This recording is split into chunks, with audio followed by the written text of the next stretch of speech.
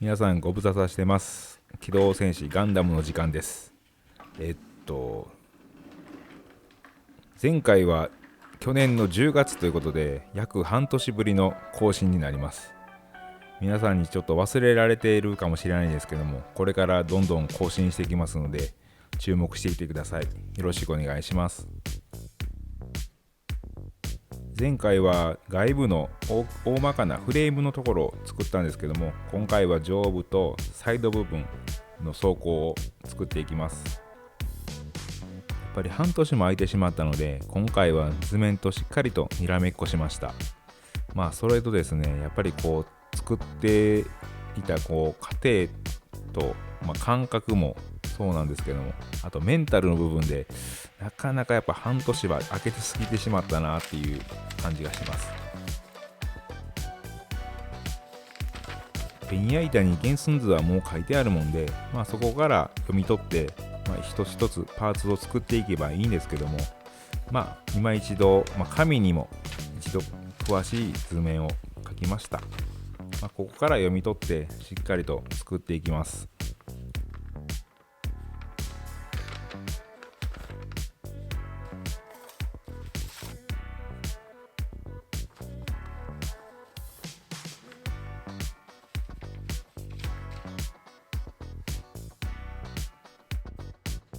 半年もの空いて、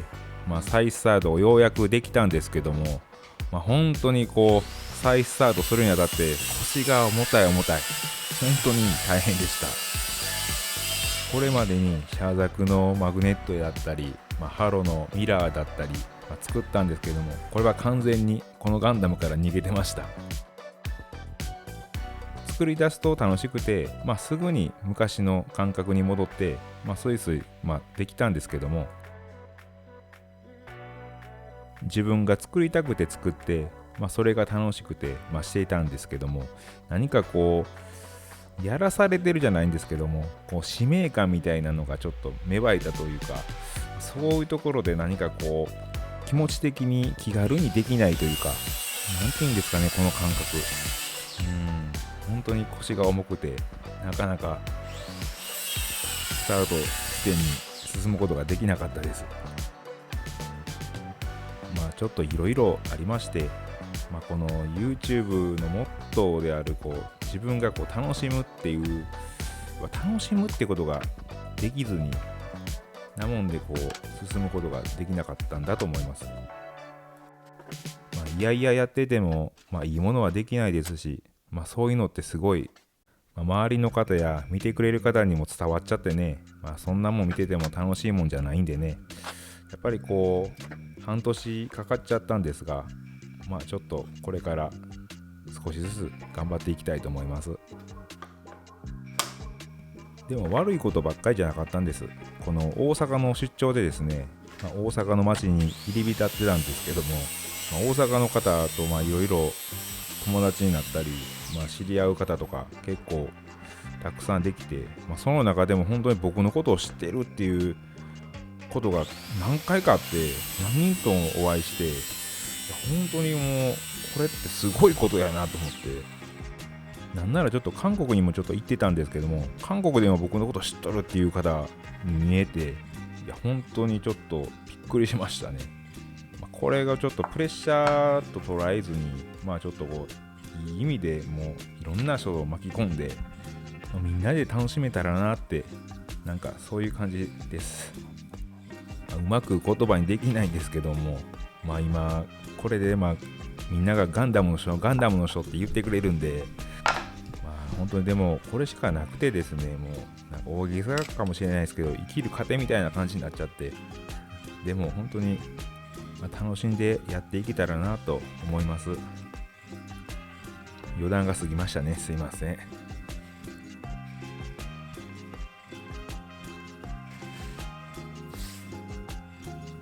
ここから本題に入ります。いつものようにマスキングテープをしっかり貼って、毛羽立たないように切っていきます。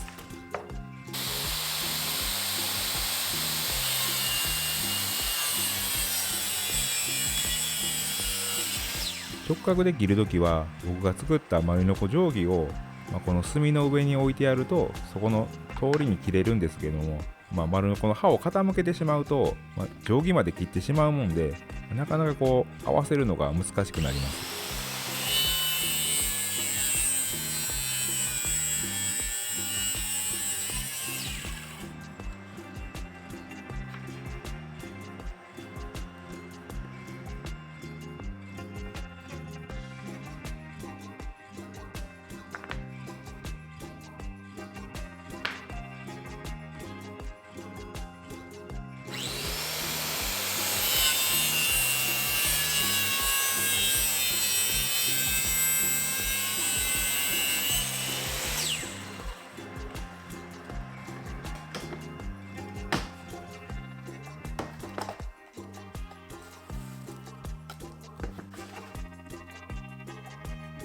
今回もいつもの通り、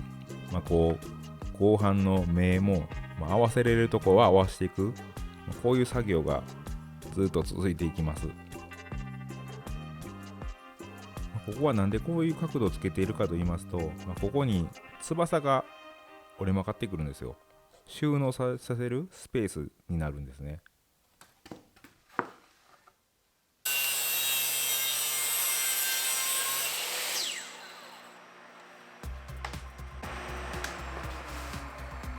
この目を合わせる作業はですね、一つのミスもできないっていうことですね。一つのミスが全てをパーにしてしまうんで、でもこれをやることによってこう全体の一体感が生まれてですね、この丁寧な作りが最終仕上げに現れるっていうことでしょ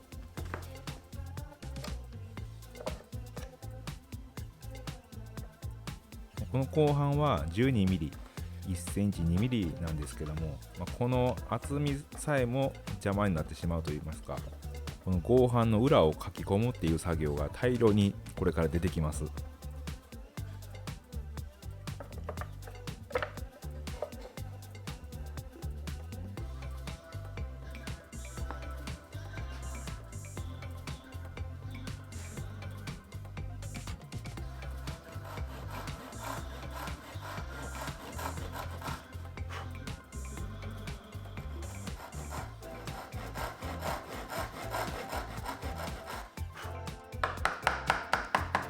抜くの木ならね削りやすいんですけどね、こういったところはね合板のこの積層部分は本当に削りにくいです。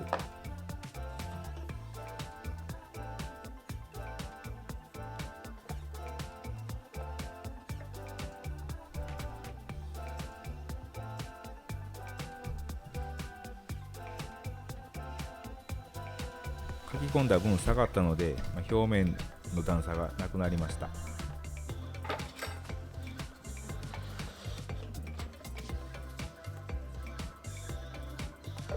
これで一つはクリアしたんですけども、次は稼働する尾翼パーツが当たってしまいます。こうやって一つ一つ問題をクリアしていきます。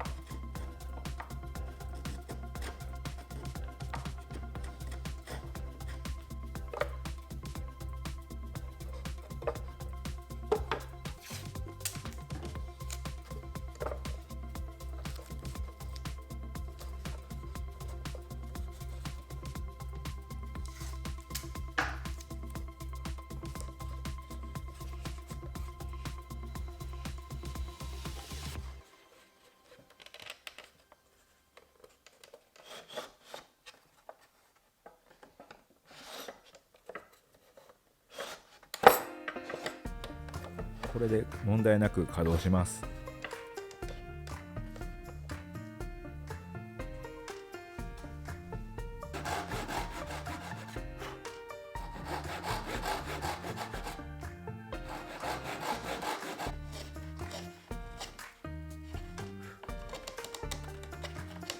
かのみがきれいに途切れないなって思われるかもしれないんですけども、これはスウェーデンの水冷式の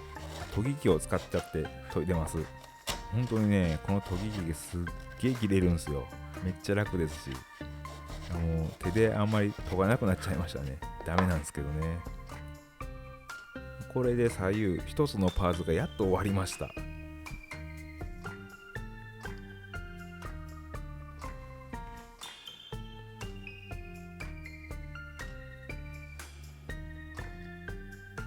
自由金っていう道具です。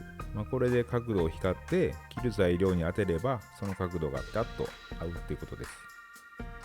いつかこの道具の紹介とかもできたら面白いかなと思いますね。なかなか僕の使っとる道具ってそんないいものはないんで、一般的にホームセンターなんかで買えるようなものばっかりなんですけども、紹介なんか動画どうでしょうかね。楽しいかもしれないですね。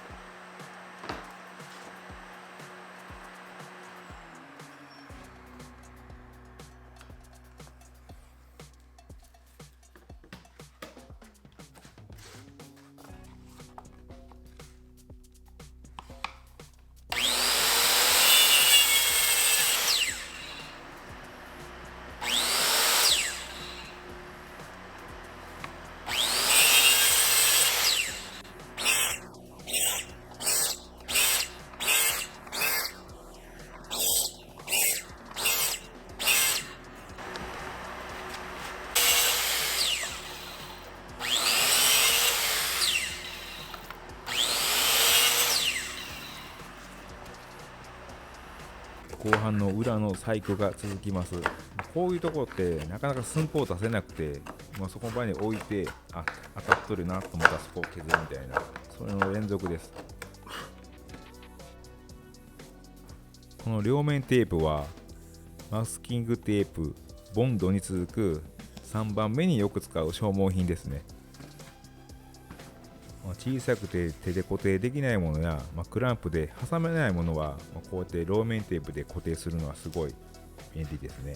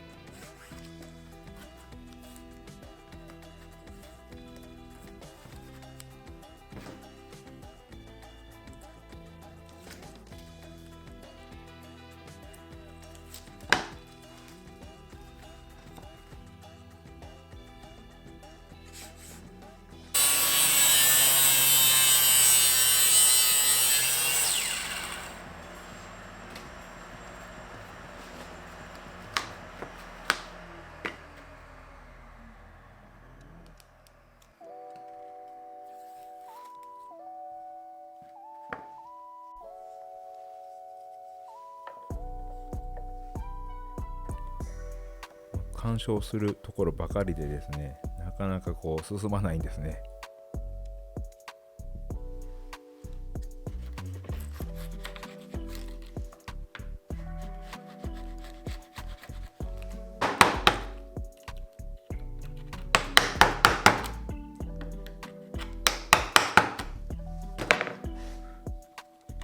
ここら辺は何とも言えない細工の連続です。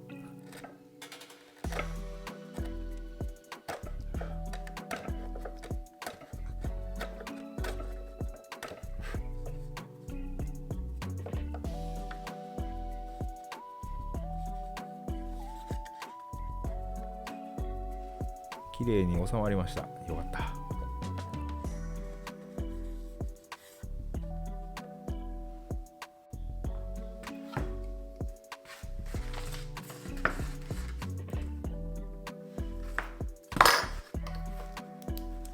上部装甲のこの部分はですね、両翼が折りたたまれるとこなんですけども、ここにミサイルの発射口があるんですよ。調べたところによると4連のミサイルらしいです。この動画の前半の見どころはここですね。ミサイルの発射口っていうことなんで、開いて閉じて、稼働できるようにしていきます。コアファイターがここからミサイル発射する描写がアニメの何話にあるか分かる方はもしいたら教えてください。それを参考に作りたいと思います。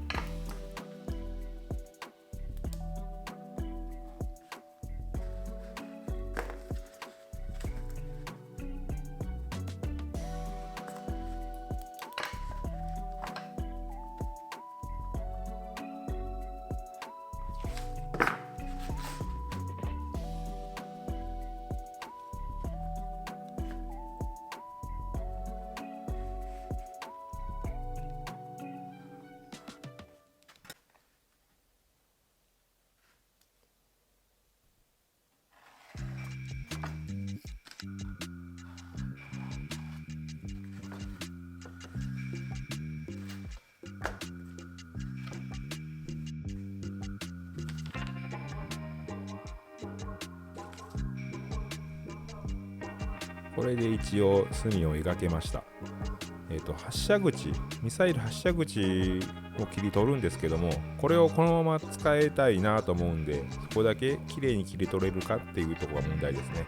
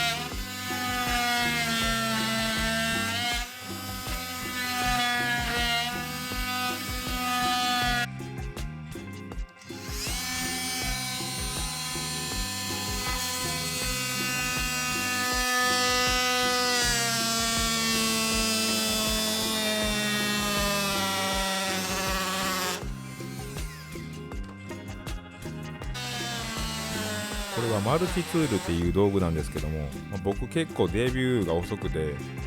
持っとる大工さんがもうこれやったら飲みはいらんとか言って、そんなわけはないんですけども、本当に便利な道具ですね。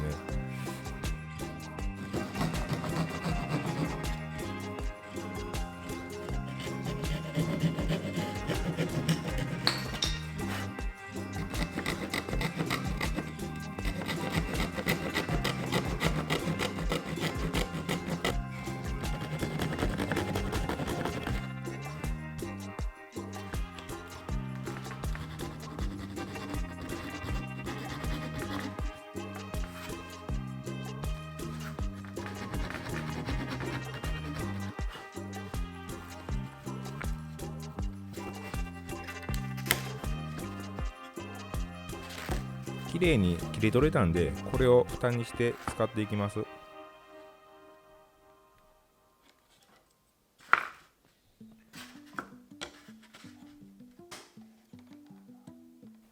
ミサイル発射口の蓋が開閉できるように長板を作っていきます。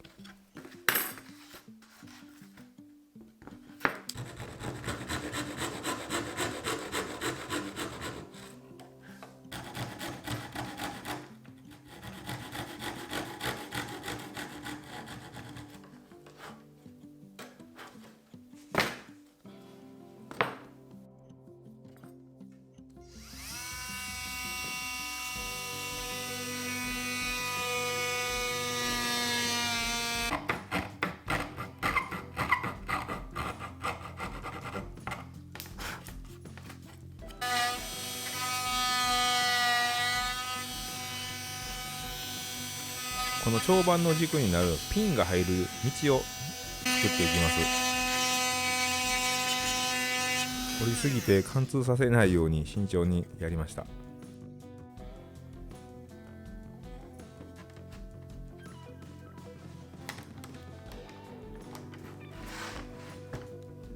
このドリルスタンドはスタエムさんっていう会社のものです。大工さんなら誰でもが知っているような会社で、ドリルの切り先を主に作っている会社です。たまたま行った木工機械の展示会みたいなのがあったんですけども、それで喋ってたらガンダムの人やってなって、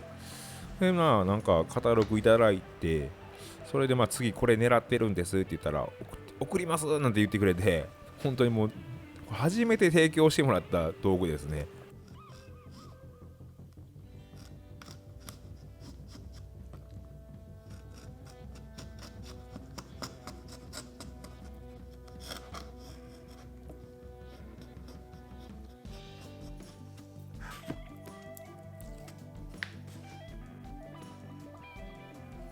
細かい作業が続きます。だけどこう細かくなればなるほど僕はすごく好きですね。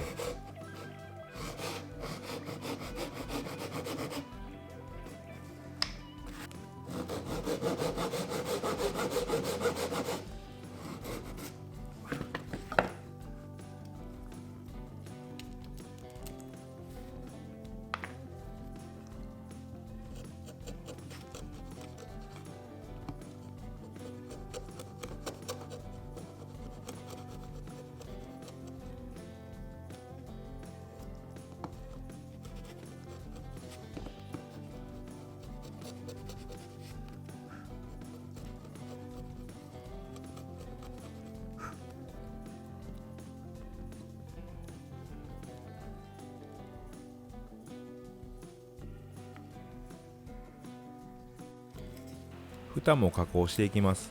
本パネの 12mm がちょっと厚いんで、もう少し落としていきます。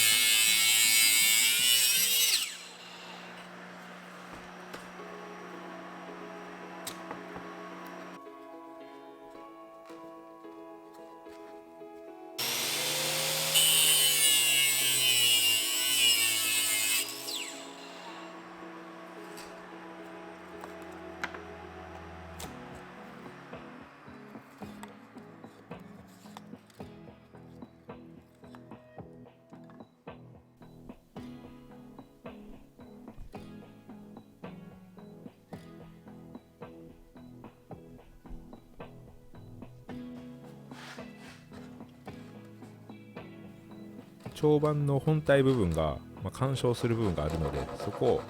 切り取っていきます。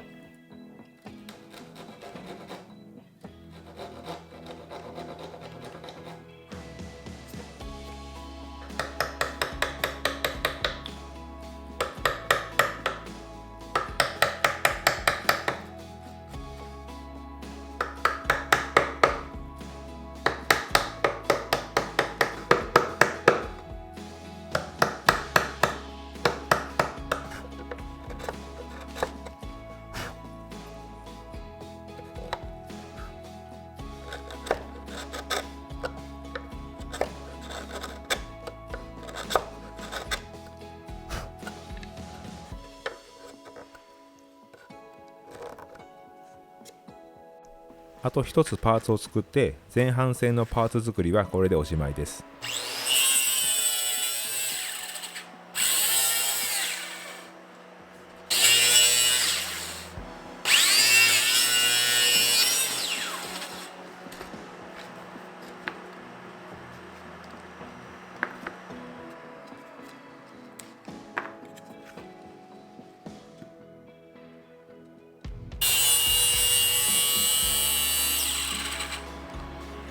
後半にこういった細工をして、作っていくアート作品みたいなのも世にそんなにないのかなと、見ないなって思ってて、そんな合板でっていうところが、同業者や木工されてる方の目に止まる一つのポイントなのかなとも思います。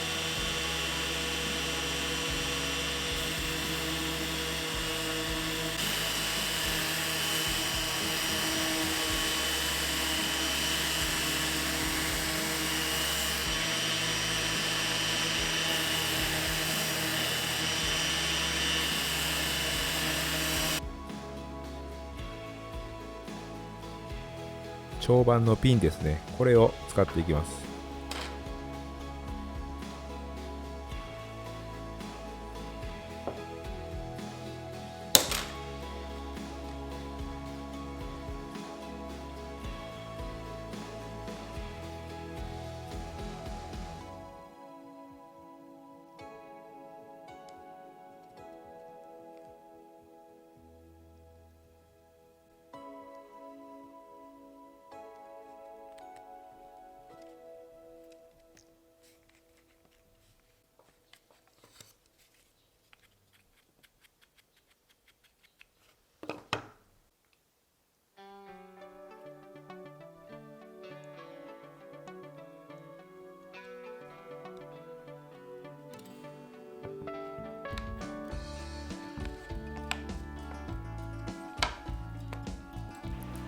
思っている以上にうまくいったので、こいつを応用して両翼の可動も作っていけるんじゃないかなと考えています。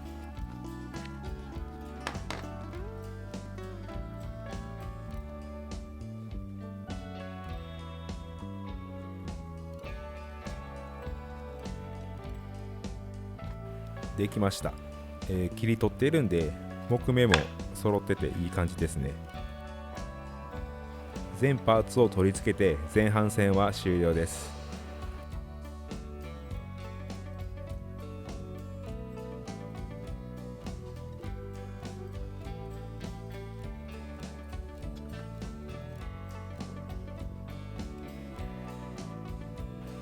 今回もマスキングテープは大量消費します。マスキングテープの幅はまちまちなんですけども、使っているのは 3M のスコッチっていうもので、たまに見るんですけども、お得用って言って値段は一緒で、こう距離が、量が多いんですかね。それを見ちゃうとついつい買っちゃいますね。ボンドはいつものタイトボンドです。オリジナルっていうのを使ってます。強度だったり、圧着時間や乾燥、乾く時間も早くて使いやすいんですけども、通称白ボンドと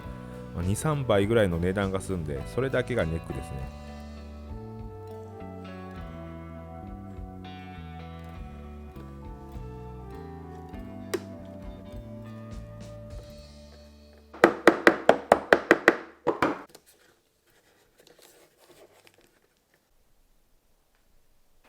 いい感じに収まりました。同じように片方も収めていきます。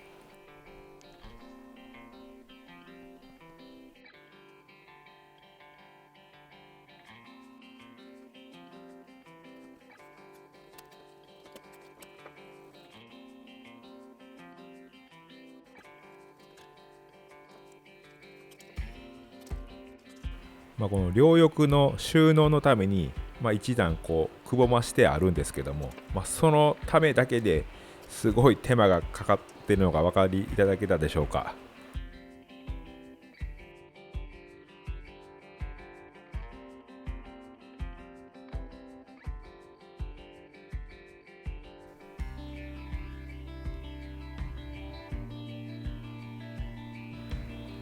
全体的に収まりました。30分から1時間もすれば固まるんで、次の工程に進むのが早くていいですね。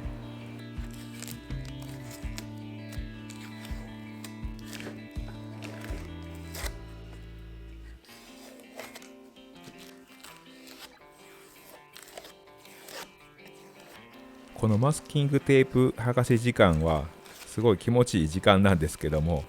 これまでかなり時間をかけて作ってきた割に全然進んでないなみたいなのを感じられる時間でもあります。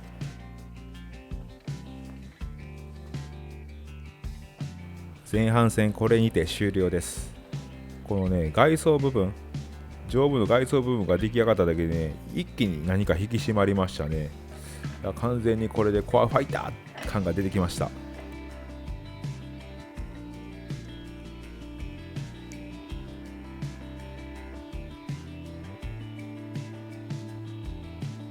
なんだかこう高級スポーツカーみたいな感じですね。ランボルギーニやカウンタックみたいな、なんかそんな感じがします。やっぱこうしてみると木目がすごい綺麗に見えますよね。尾翼の可動チェックです。可動パーツスレスレで上部装甲を組み込めたので、いい塩梅な硬さでしっかりと固定されていい感じです。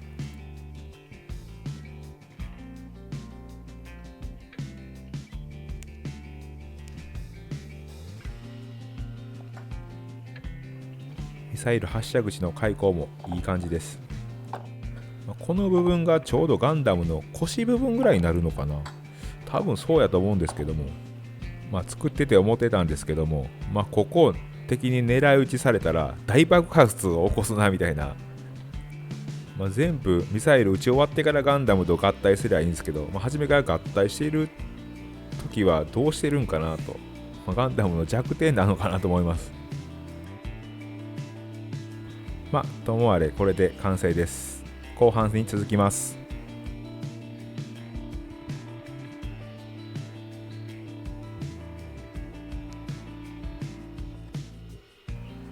次に攻めるポイントはこの両サイドを今から作っていきます。ガンダムの脇腹にもこういった構造が見えると思うんですけども、特徴的な構造とともに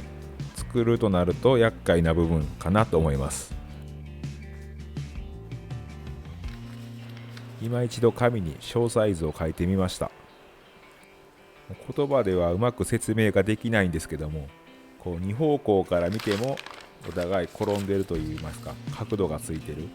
そういった形が3連続くとなってて、かなり厄介な場所ではあります。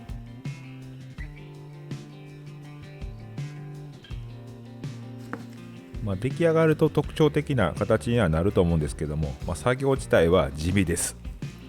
ほんと簡単にシンプルに言えば、角度をしっかり合わせてしっかり切るっていうだけです。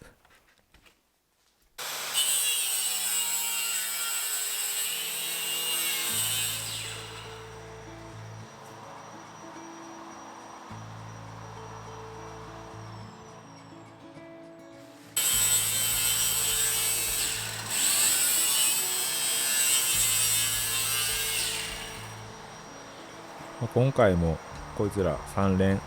同じものを3つ木目を合わせて作っていきたいと思います。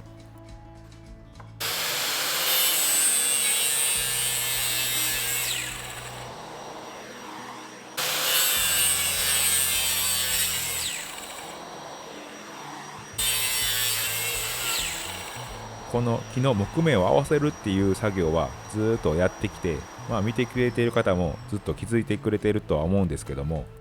それと同時に木の方向も一応意識はしています。コンパネを縦方向で使うときはやっぱりこう木の根元は下で、頭は上でっていうのを一応意識はしています。コンパネなんでなかなか分かりづらいところではあるんですけども、一応意識して作っています。ヤモンでコアファイターで言うと、尻が根元になるように、尻が木の根元に行くような目で一応作ってはいます。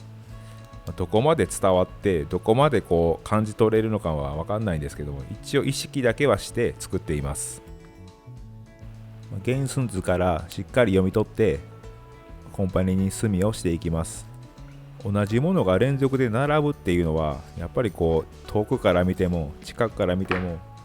やっぱりしっかり揃ってないとすごい違和感を感じるので、ここら辺は本当に慎重に一つ一つを作っていきました。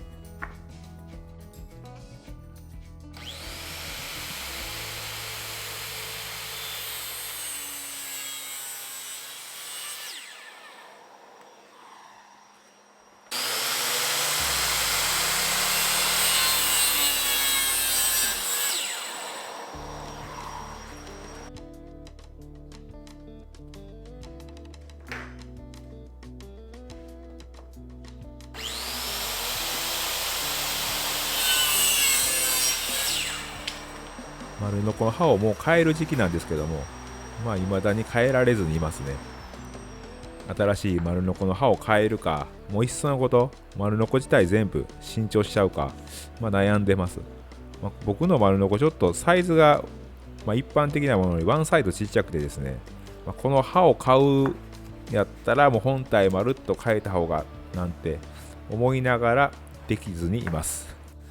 もうかれこれ数年経つんですけどね、もうちょっとガンダムのこの動画がバズって YouTube から収益がいただけたらなんとか買いたいと思います。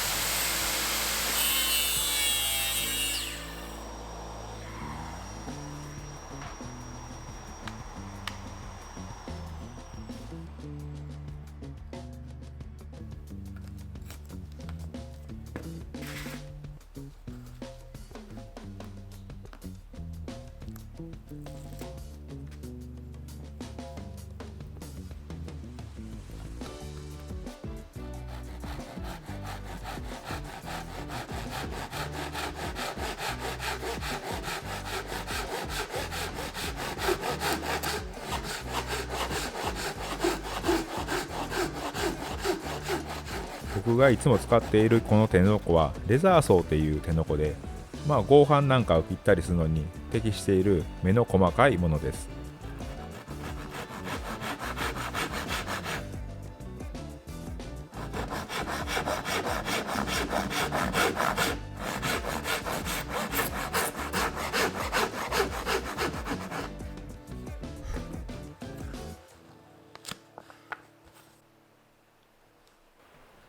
一通り切り終わったんで組み立てていきます。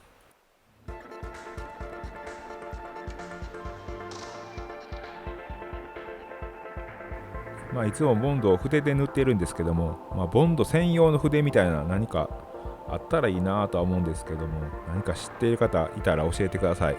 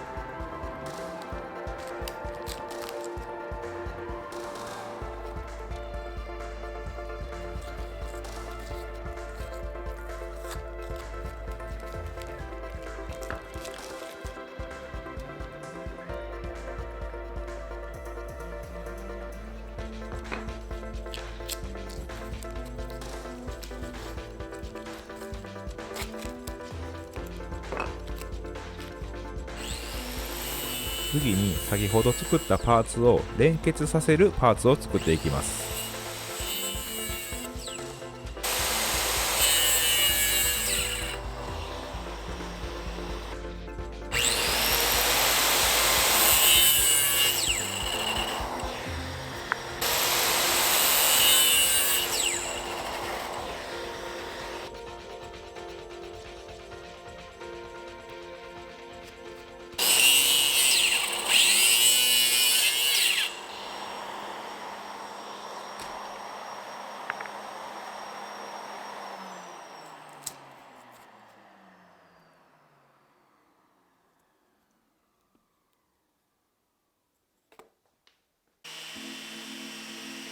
連結させる前に仕上げていきます。いつも僕は180番でやすってから400で仕上げてます。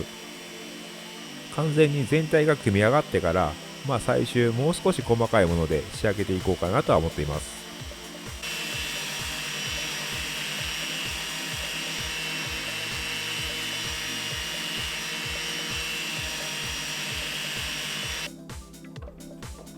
早速組んでいきます。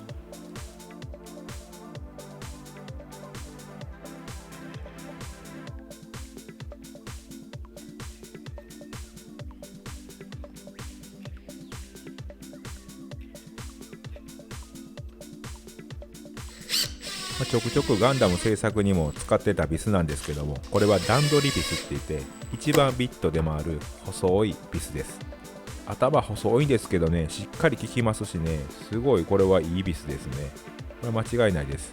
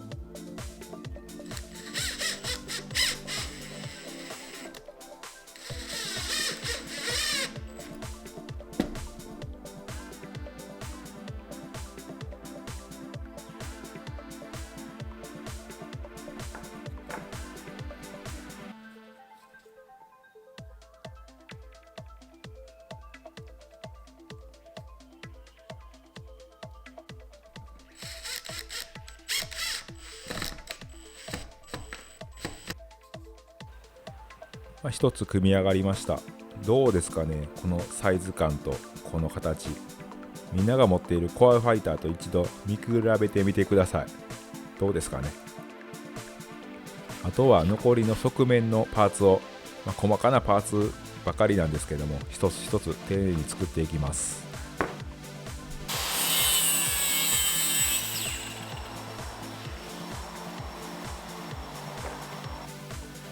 このクランプもですね、提供してもらったやつですね。ドイツのベッセイっていうメーカーなんですけども、これもインスタから連絡来て使ってくださいっつってくれました。案件とかじゃないんですけどね、ただ使ってくれって言ってもらって、本当にちょっと値段は張るんですけども、すごい使い勝手がいいくて、これ何個か本当揃えていきたいですね、これから。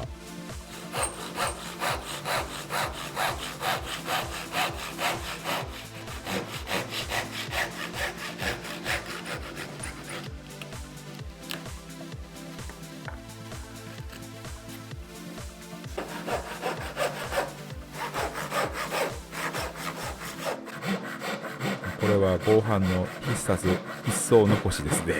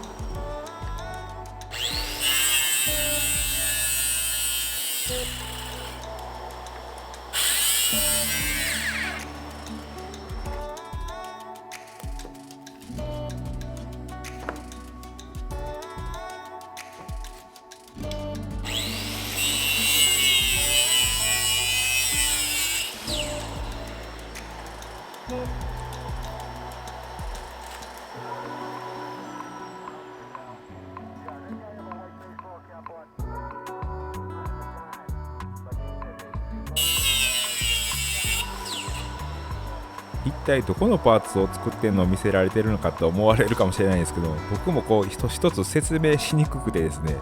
本当に僕もこれで合ってるかどうかみたいな感じで一つ一つ作ってるのが現状です。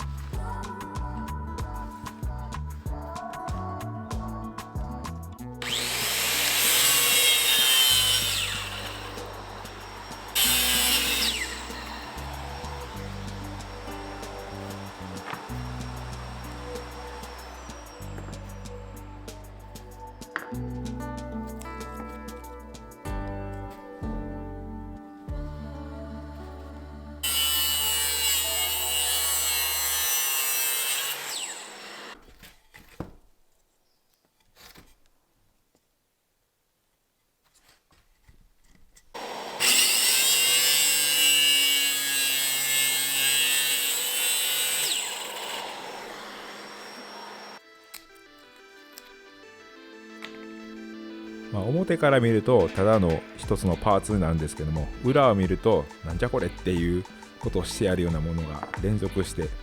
つながっていくような形です。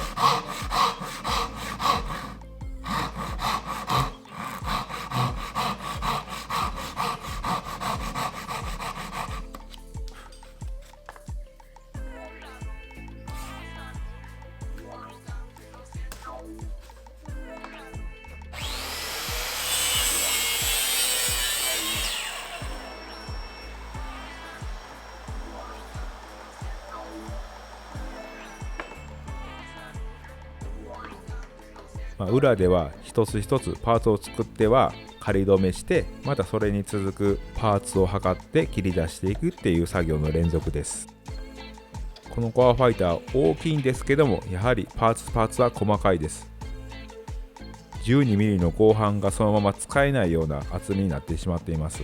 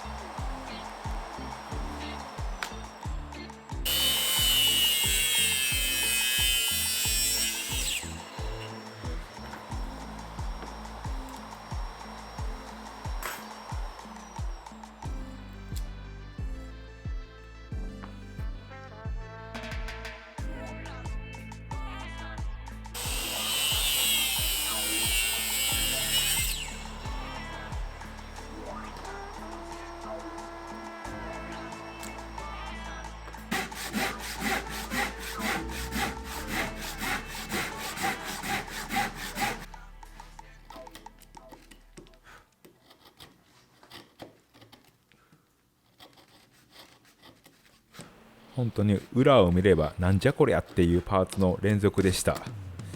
なかなか手強かったです。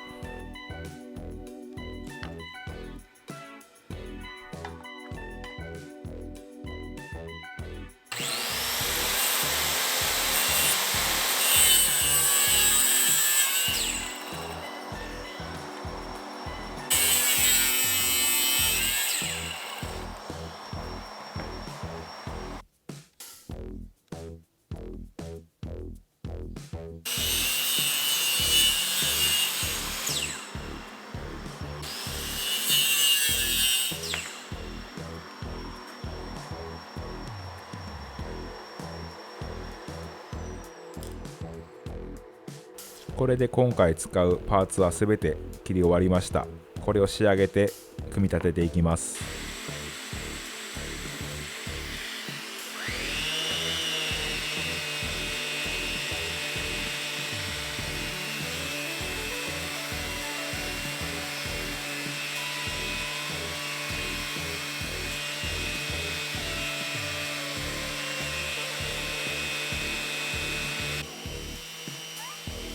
パーツがすごい薄くてですね、もう持つ手までサンディングしてしまうことがよくあります。何かこういい方法はないですかね。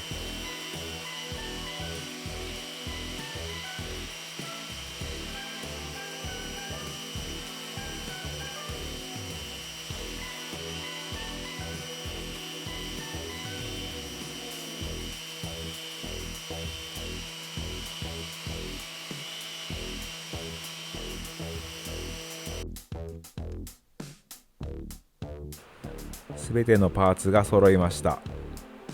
こうしてみると、たったこんだけなんですけどね、すごい時間がかかってます。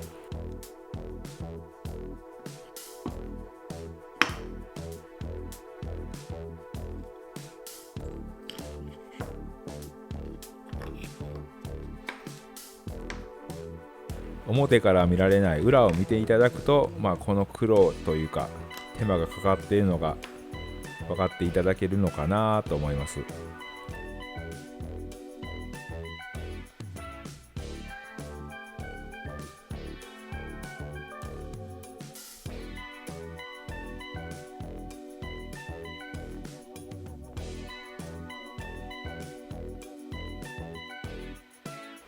もうここまで来たんで、パーツを壊すことなく丁寧に組み込んでいきます。本当に一つ一つのパーツが薄いんでね、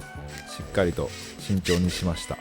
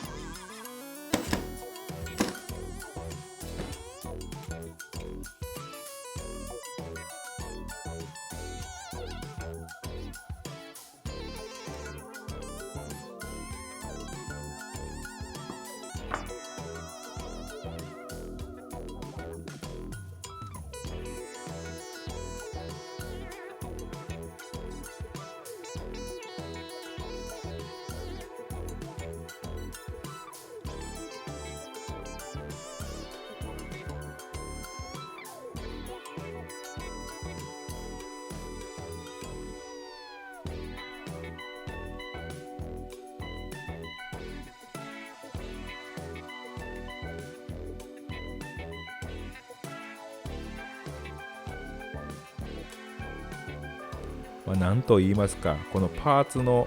正確な固定位置が合ってないような、なんと言いますかね、答えがないと言いますか、そういうところがとても難しいところです。何か伝わってるといいですね。なかなか言葉では言えないです。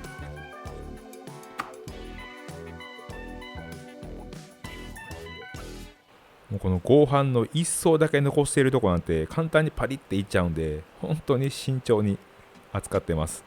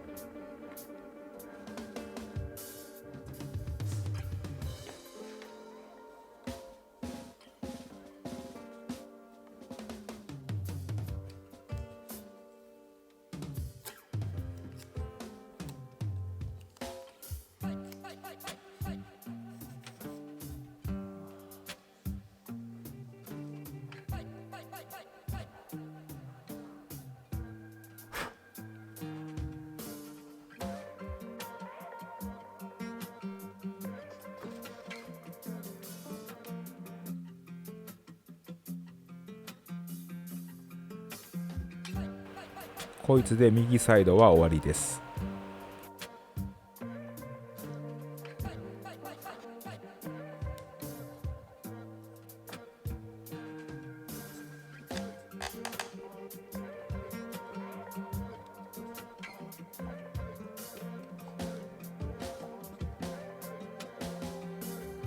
この左サイドは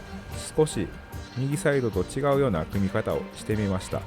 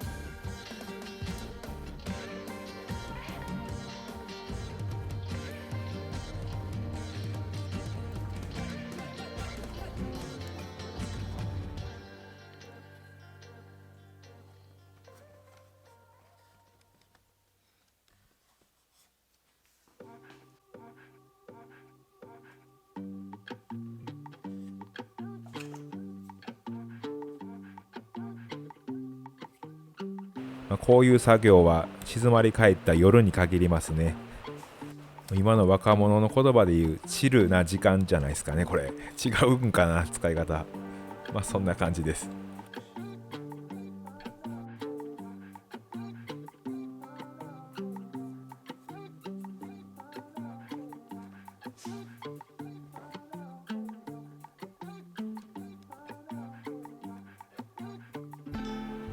最後にこの細かいパーツを彫り込めば終了です。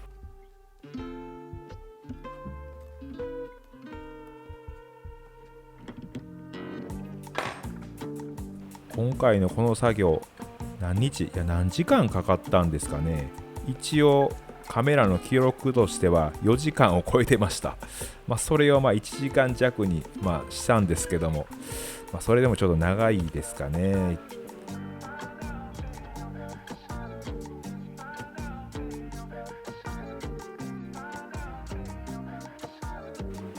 このマスキングテープ剥がしてる時間がチルな時間なんでしょうかね。なんかそんな感じだと思うんですけどね。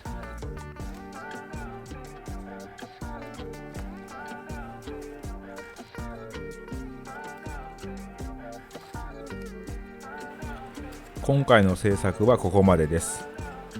では全貌をご覧ください。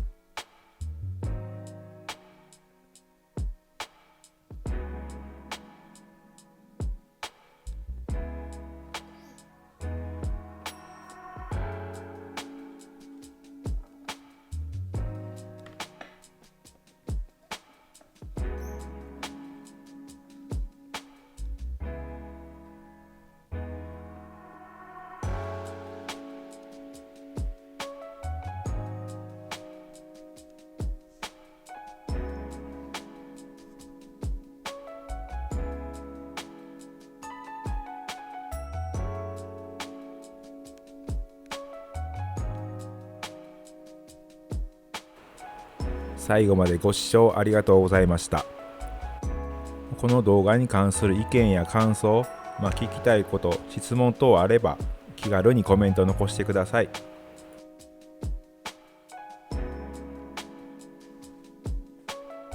チャンネル登録といいねよろしくお願いします。また次の動画でお会いしましょう。ありがとうございました。